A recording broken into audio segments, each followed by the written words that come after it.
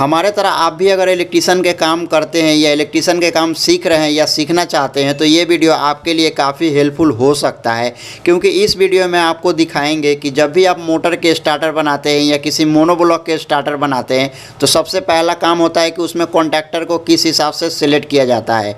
जैसे कि अगर आप 1 HP के मोटर के स्टार्टर बनाते हैं तो उसके लिए कितने एम्पेयर का कॉन्टैक्टर को सिलेक्ट करेंगे, 2 HP के मोटर के लिए स्टार्टर बनाते हैं तो उसके लिए कितना एम्पेयर का कॉन्टैक्टर को सिलेक्ट करेंगे। उसी के साथ 3 HP, 5 HP, 7 HP, 10 HP, 15 HP, कितना भी HP मोटर के स्टार्टर अगर आप बना रहे हैं तो उसके कॉन्टैक्टर को किस प्रकार से सिलेक्ट करेंगे आज के इस वीडियो में आपको दिखाने वाले हैं। अगर आप ये वीडियो पूरा देख लेते हैं तो किसी भी मोटर को स्टार्टर बनाने के लिए आप स्टार्टर के लिए कॉन्टैक्टर को सिलेक्ट करना सीख जाएंगे। तो बने रहिए हमारी इस वीडियो में शुरू से अंत तक। मैं हूं इम्तियाज, आप देख रहे हैं हीट ट्रीटमेंट मेंटेनेंस। आइए दोस्तों आज के वीडियो शुरू करते हैं। किसी भी मोटर के स्टार्टर बनाने के लिए सबसे पहले हमें कॉन्टैक्टर लेना होता है, ओवरलोड रिले लेना होता है, NO पुश बटन लेना होता है, NC पुश बटन लेना होता है स्टार्टर बनाने के लिए।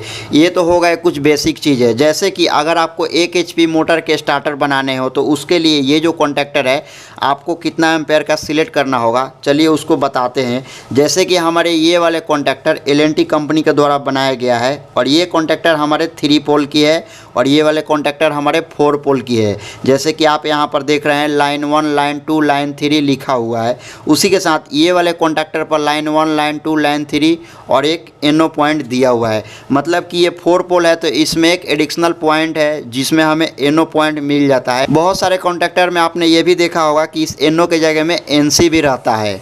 तो हमें स्टार्टर बनाने के लिए कॉन्टैक्टर में NO पॉइंट की ज़रूरत होता है, तो हमारे इसमें है, इसमें नहीं है। इसको हम नॉर्मल किसी जगह में यूज कर सकते हैं। अगर इसी के ऊपर एडन ब्लॉक लगा देते हैं तो इसको भी हम लोग किसी भी डिज़ाइन के कनेक्शन बनाने के लिए यूज कर सकते हैं।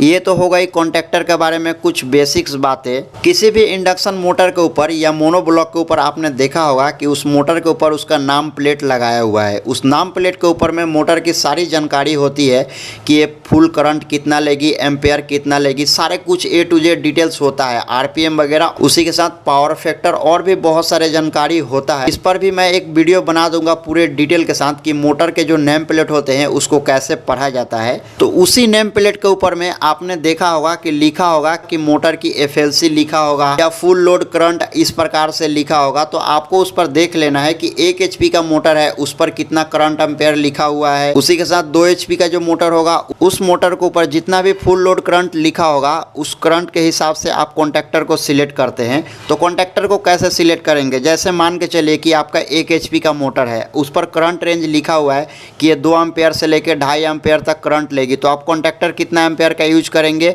तो उसके लिए कॉन्टैक्टर आपको 1.5 गुना या 2 गुना यूज करना है। जैसे कि हमारे वो 2 से 2.5 एम्पेयर है तो हमको कॉन्टैक्टर लेने होंगे 10 एम्पेयर की। उसी के साथ जो 2 HP का मोटर होता है, अगर मान के चलिए मैं एग्जाम्पल के लिए आपको बता रहा हूँ कि 2 HP के मोटर में अगर 5 एम्पेयर की करंट लेता है तो उसके लिए आप कितना का कॉन्टैक्टर सिलेक्ट करेंगे, तो उसके लिए भी आप 10 एम्पेयर के कॉन्टैक्टर को यूज करके चला सकते हैं। कॉन्टैक्टर में भी बहुत सारे कंपनी के आता है। अगर आप अच्छी क्वालिटी के कॉन्टैक्टर यूज करते हैं तो उसके लाइफ ज़्यादा होता है। अगर आप किसी नॉर्मल कंपनी का कॉन्टैक्टर को यूज करते हैं तो उसके लाइफ कम होता है।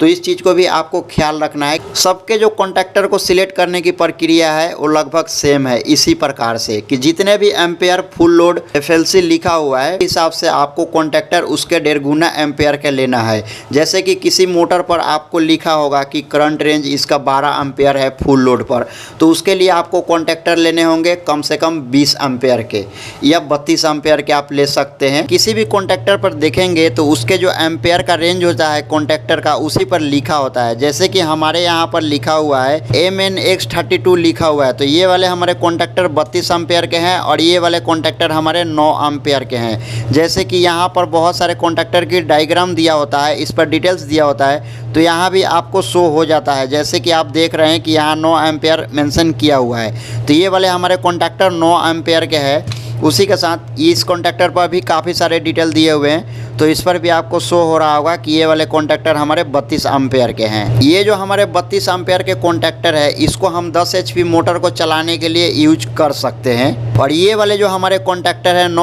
एम्पियर की, इसको हम 1 HP से लेके 3 HP के मोटर को चलाने के लिए इसको यूज कर सकते हैं। क्योंकि ये कॉन्टैक्टर हमारे अच्छी कंपनी का है तो इससे हम 5 HP का भी मोटर को चला सकते हैं बहुत आसानी से, कोई दिक्कत नहीं होगा। तो इस प्रकार से आप किसी भी मोटर के स्टार्टर बनाने के लिए कॉन्टैक्टर को सिलेक्ट कर सकते हैं। जैसे कि मैंने आपको बताया, जितना भी मोटर का फुल लोड करंट होगा उसके आपको 1.5 गुना या 2 गुना ले लेना है, तो उससे आपको कोई दिक्कत नहीं होगा स्टार्टर में, और बहुत अच्छे तरह से वो स्टार्टर काम करेगा। दोस्तों, मोटर की स्टार्टर कैसे बनाया जाता है इस पर मैं एक डिटेल में वीडियो बनाया हूं और स्टार्टर बना के आपको प्रैक्टिकल दिखाया भी हूं।